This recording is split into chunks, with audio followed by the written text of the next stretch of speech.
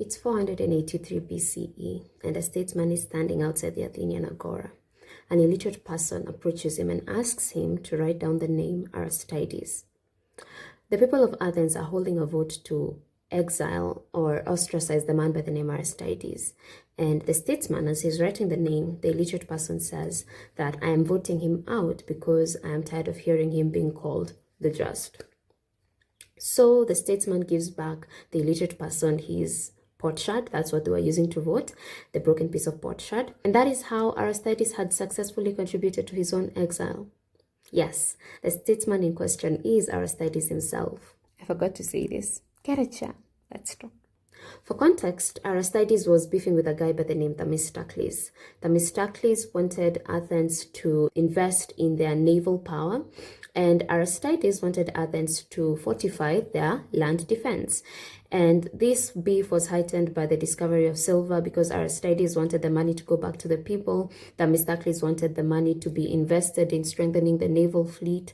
Themistocles did win, and by rallying the people to his favor, and in order to eradicate opposition, he had the people vote to ostracize, that is to exile Aristides for 10 years. Themistocles wins, Aristides is exiled, and 3 years after this initial exile, the Persian king Ahasuerus invades Greece. So the Grecian people call for Aristides in exile to come and help them. And instead of Aristides seeking revenge, Aristides instead fights for his people. He had a huge role to play in uniting the Grecian people and in the Battle of Plataea, which is where the Greeks won over the Persians. Aristides is a historical figure who has such a strong reputation in integrity to a place where it's almost mythical, almost legendary.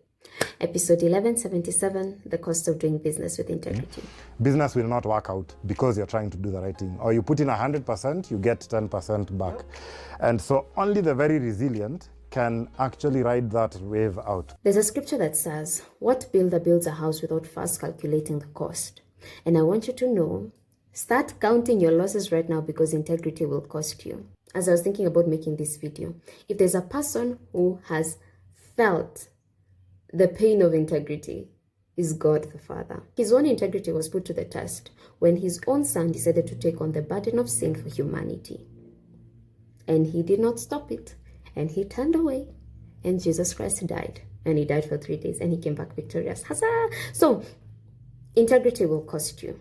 So if you know you're going to be tested, it's best to make sure that your foundation is something strong, something durable. Remember our conversation on what survives the fire? It's important to make sure that your values are founded on the right thing. For me, this test was when I walked away from organized religion, from the church, and started deconstructing from ministerial trauma.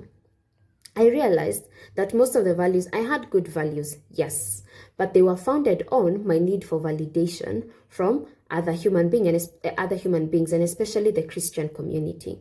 So when people will call me daughter of Zion, prayer warrior, when somebody will make the mistake of calling me ma, hey, I've made it. My values worked. I've gotten the right to hear, the right to get audience, right? So I walked away from that. And first of all, walking away from the Christian community is getting ready to be called a backslider, to be called I don't know what. Oh, you have church heart. Church heart. I hate church heart, by the way. That word is you. What I went through is not church heart. That was church dragging me through hell. Shame on you for calling it church heart. So this is the thing. I'm walking away from an environment that's no longer favorable and an environment I don't consider honest. An environment that lacks integrity because they don't live out what they profess. And then I had to decide, who am I now that I'm away from the church? A serious identity crisis. I did not want to compromise my values because, again, my values also contributed largely to my identity. And if I compromise my values, if I am no longer what I stand for, then who am I? I thank God for the encounter you gave me in 2016. It has carried me this far, but I need fresh oil. If I don't have another fresh encounter that caters to the 2023 meg, this was happening in 2023, that caters to the 2023 meg, I will compromise. I will lose the way. Your values will be tested. Make sure they're founded on the right things. And even if they're not, please just rewire. Fresh encounter, fresh oil, fresh bread. The journey is longer than the angel anticipated. Get more bread. The journey is great, okay? So what is the foundation for Joram's values? Yeah, I would say two things influence that. So one, probably back to my faith upbringing, that those values became a core part of who I was.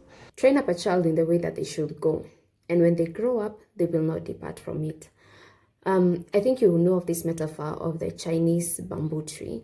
The Chinese bamboo tree, once planted, disappears on the ground. You can't see it for the next 4 to 5 years. All that time, the farmer can think nothing happened, maybe even try to do something else with the farm, give up if you don't know what you're trying to plant. But when it looks like nothing is happening on the ground, underground, it's developing a complex and strong root system. And on the 5th year, this Chinese bamboo tree will shoot up to 90 meters in a matter of weeks.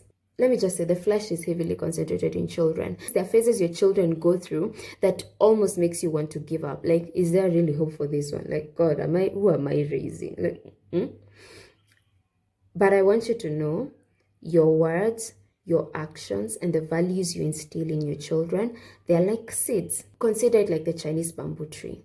It's only when events are orchestrated in such a matter that certain lessons that you taught them are required for them to go through something or to successfully go through something.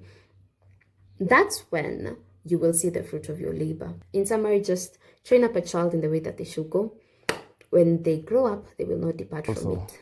When doing my research about why Africa is where it is, it's just basically getting sold out by leaders. It's lack of integrity that causes institutions to fail. It's simply a question of values. Lack of integrity is what has caused us to be a third world country today. My experience in Norway was also that. Norway is one of the best run countries in the world. Public resources, people handle it with integrity and everything. Basically, everyone in that economy is rich. I remember one time asking my housemate, who can afford a car like this? There was a Range Rover Sport like in front of us. I'm like, who can afford a car like this in Norway?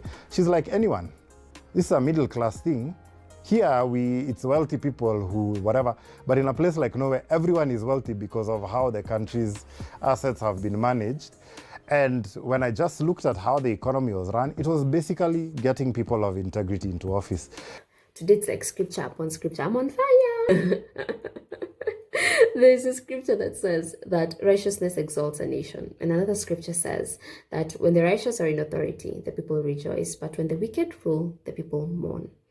And this, and amongst many other cities that will soon be coming out, has given me hope for my country. Listening to this, it made me realize that there are actually countries out there that practice righteousness in principle. And righteousness exalts a nation. So, for me, it's just hope. There's hope. In conclusion, integrity will cost you. Train up a child in the way they should go, and when they grow up, they will not depart from it. There is hope for us. There is hope for our country. When the righteous are in authority, the people rejoice.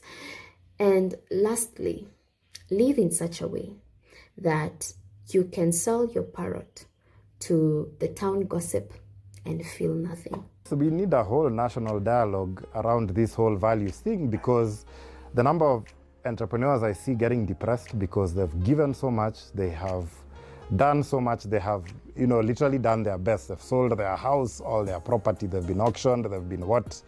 Simply because they can't get deals, straight up. The cost is huge. Yeah. We let our politicians and our public officials get away with too much, but that's because we also let it happen within the corporate space. We have people who steal, people who, cut deals, people who own companies that are supplying the same institution which they are in charge of. Yeah. So I say it's a society issue. We can't really point fingers and say it's just government or what. Yeah. It happens in NGOs. People seated on the board are awarding themselves deals. Yeah. So it's something that has actually seeped right into our fabric of society.